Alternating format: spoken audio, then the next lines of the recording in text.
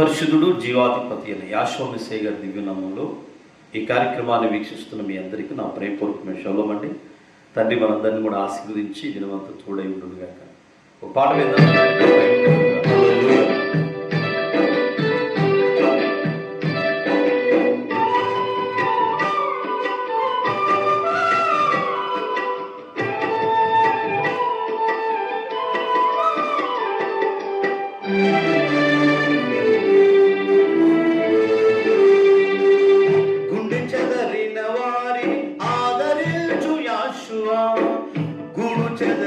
పక్షులు చేదీసునాదుడా త్యాగశీలుడా నీ కొందనాలయా నా హృదయ పాలక స్తోత్రమెస్సయ్యా త్యాగశీలుడా నీ కొందనాలయా నా హృదయ పాలక స్తోత్రమెస్సయ్యా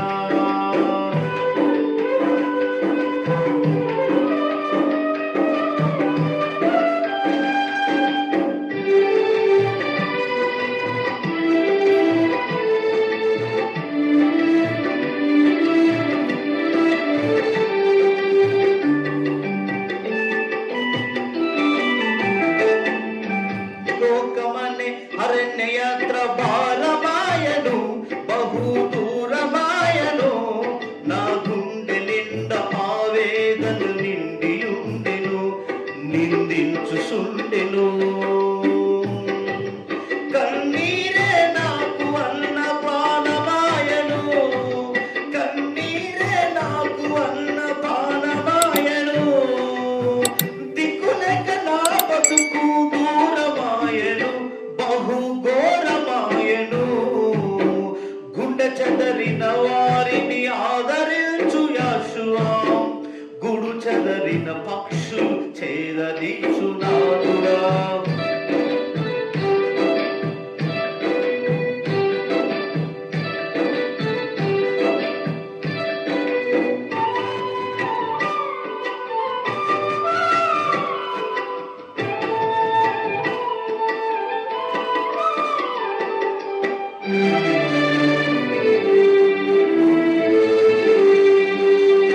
మనిషి మోర్వలేని మాయలోకము శూన్యశాయలోకము మాటలతో గాయపరుచు కోరలోకము అంధకారలోకము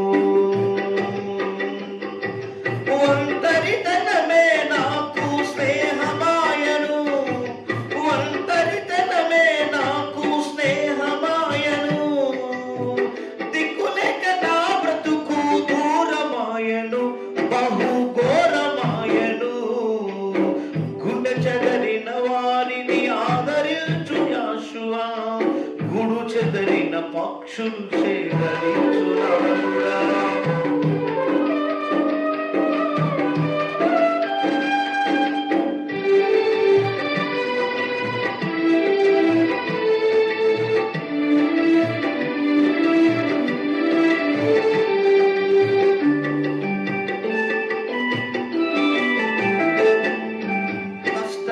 నన్ను కమ్ముకున్నవి నన్ను కమ్ముకున్నవి కన్నీటి కిరటాలే వేదనలు పొంగుసున్నది పొరలి సంద్రమైనది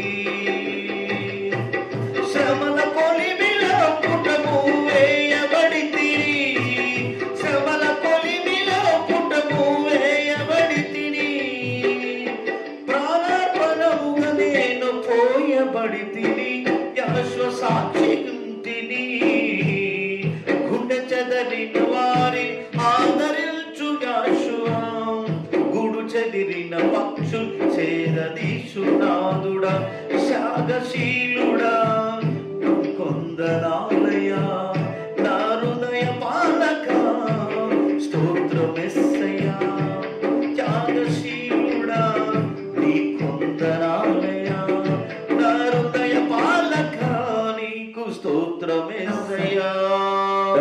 హల్లెలూయా. యాషోవ మెస్సయ్య దివ్యనామంలో అతి పరిశుద్ధుడు జీవాధిపతి అయిన యావే శ్రేష్టమైన ఘనమైన నామములో ఈ సమయాన్ని బట్టి యావేకి మహిమ చెల్లిస్తూ శ్రేష్టమైన వాక్య భాగంలో మనము దయచేసి అందరూ కూడా శ్రద్ధగా బైబిల్ గ్రంథాన్ని తెలిసి ఏది యావే ఏర్పాటు అయ్యున్నదని మన అంశంలో సామెతలు 10వ అధ్యాయం 29వ వచనం, యథార్థవంతునికి యావే ఏర్పాటు ఆశ్రయదుర్గము, పాపం చేయవారికి అది నాశనకరమని ఈ వాగ్దానం తెలియపరుస్తూ ఉంది. యావే ఏర్పాట్లో ఉన్న ప్రజలను యావే ఆశీర్వదిస్తాడు. ఆయన గొప్ప జనంగా దీవించి నడిపించడమే కాకుండా నిజంగా యావే ఏర్పాట్లు న్యాయమైన కార్యాలు చేసి ఇతరులకు సహాయపడి అనేకులను యావే రాజ్యం తిప్పేవారి పేర్లు జీవ గ్రంథంలో రాయబడతాయట.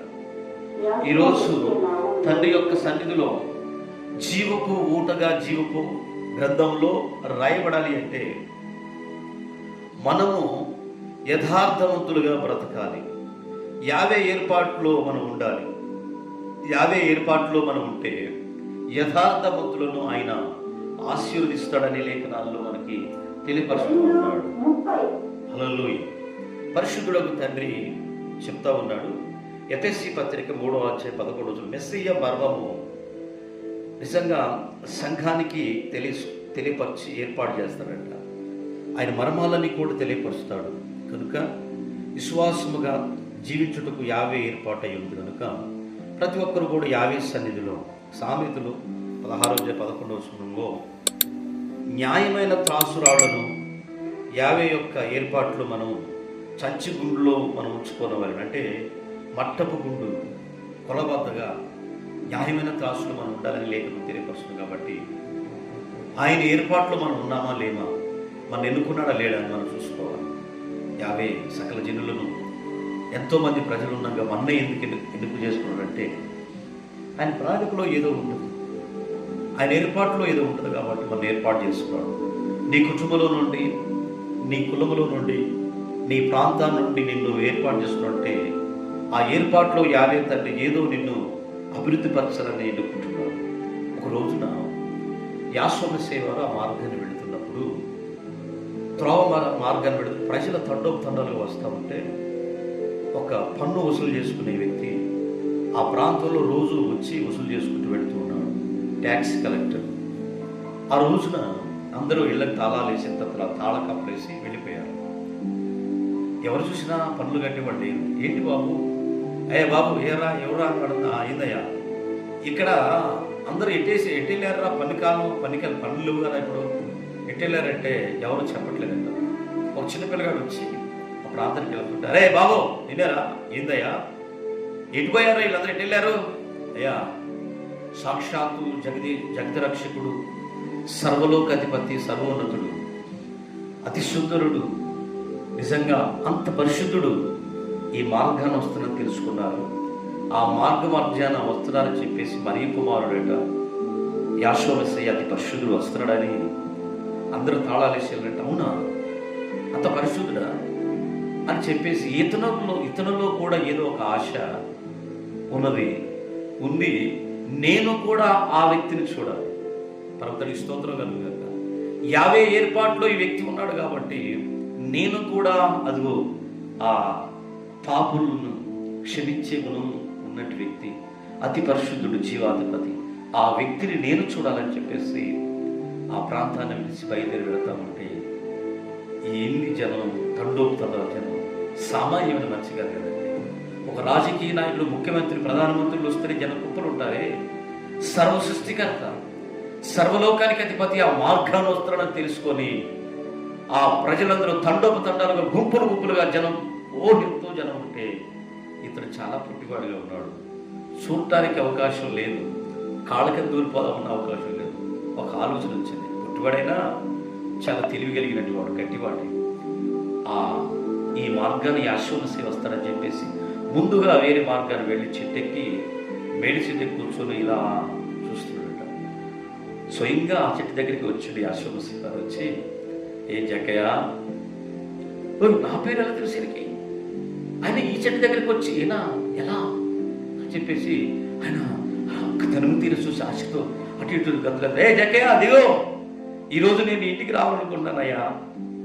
అందులోనే దబా చెట్టు దిగి వచ్చాయా, నేను పాపి, నన్ను క్షమించు, నువ్వు నా ఇంటికి వచ్చడానికి పాత్రుడు కాదు నాయన, అయ్యా నువ్వు పవిత్రుడు అని విన్నాను అయ్యా అని చెప్తుంటే, ఏ రా అంటే, అయ్యా నేను ఎవరి దగ్గర అయితే అక్రమంగా ఇది తీసుకున్నాను వాళ్ళకి డబ్బులు ఇట్టిపిస్తాను అని చెప్పి ఎప్పుడైతే పశ్చాత్తాపంతో ఆ సూపు యాషోను సేవ పడదో, ఆయన ఏర్పాట్లో ఉన్నాడు కాబట్టి జక్కయ్య చెప్తున్న మాటలు, ఈరోజు ఎవరి దగ్గర అయితే సుఖం ఎక్కువగా తీసుకున్నానో వాళ్ళకి 400లకు ఇస్తాను అని చెప్తూ అక్కడున్న ప్రజలతో, ఏంటి ఒక సుక్కపు గుత్తదారుడు తీసుకున్న ధనాన్ని మళ్ళీ ఇవ్వడం సాధ్యమేనంటే, ఈరోజు యాషోను మెస్సీ వచ్చాడు కాబట్టి అతనిలో మార్పు, పరిశుద్ధత, నిజంగా క్రొత్తతనం ఆయనలో ఉన్నది కనుక నన్ను క్షమించమని ప్రాధాయపడ్డాడు. ఆయన దగ్గరికి వచ్చి సాష్టాంగపడి, ఇతడును అబ్రహాం కుమారుడి మెయిన్ ఆయన ఏర్పాటులో ఉన్నాడు కాబట్టి ఈరోజు అబ్రహాం పాపాలను జక్కే పాపాలను క్షమించబడి ఇతడు అబ్రహాం కుమారుడని యాషోను మెస్సీ వారు తెలియపరిచినట్లుగా మనం కూడా ఆయన ఏర్పాటులో ఉంటే, మనం కూడా యావే యొక్క ఏర్పాటులో ఉంటే కాలం సంపూర్ణమైంది. మొదటి ఎఫెసీ పత్రిక 1వ అధ్యాయంలో కాలం సంపూర్ణమైనప్పుడు జరగవలసినట్టు ఏర్పాటును బట్టి ఆయన దయా సంకల్పం చొప్పున తన చిత్త ప్రకారంగా చేసే ఒక మర్మమును ఆయన మనకు తెలియపరిచాడు కాబట్టి, ఒక మర్మాన్ని ఆయన బిడ్డలకు తెలియపరిచాడు కాబట్టి మనందరం కూడా అట్టి కృపలో అట్టి ధన్యతలు మనందరూ పొందేవారు మేము ఉదాం. ఈ దినమంతా మనందరినీ ఆశీర్వదించుగాక. ప్రార్థన. మహిమ కలిగిన తండ్రి పరిశుద్ధుడా, ఈ దినం ఎవరైతే పుట్టినరోజు, ఈ వార్త వేడుకలు, ఎందరైతే సువార్త పరిచర్య, చిన్నపిల్లల పరిచర్య సభలు జరిపిన వారందరినీ మీకు దీవించి ఆశీర్వదించున్నాం. మేలుతో నింపి సహాయం చేయాలని అయ్యా, ఇది నూతన మందిరం ఏర్పాటు చేస్తున్నాం. ఆ స్థలంపై నీ కన్ను దృష్టి ఉంచండి, మాట్లాడి వెళుతున్నాం. నీ కాపుదలు ఇవ్వండి, నీ సన్నిధి కాంతిని సమాధానంతో నింపమని అయ్యా, ఎందరైతే ఈ కార్యక్రమాన్ని చివరి వరకు చూస్తున్నారో, ప్రతిరోజు మనం కూడా చూస్తున్నారు, వారి పిల్లలను దీవించమని, కార్యక్రమాన్ని ఏర్పాటు చేస్తున్న బిడ్డలను దీవించమని యేసునామం ద్వారా అడిగి వేడుకుంటున్నాం తండ్రి. ఆమేన్. ఆమేన్. మీ అందరికి షాలోమ్ అండి. తండ్రి మనందరినీ ఆశీర్వదించుగాక. ఈ ఛానల్ని సబ్స్క్రైబ్ చేయండి, లైక్ చేయండి, కామెంట్ చేయండి, అనేకులకు తెలియపరచండి. యావే మనందరినీ